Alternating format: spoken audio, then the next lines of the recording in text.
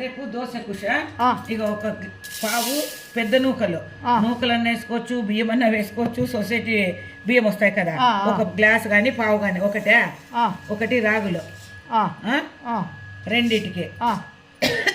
ఇది అరపావు అంటారు, దీంట్లో హాఫ్. దీనికి ఉద్దిపప్పు. ఉద్దిపప్పు తక్కువేనా?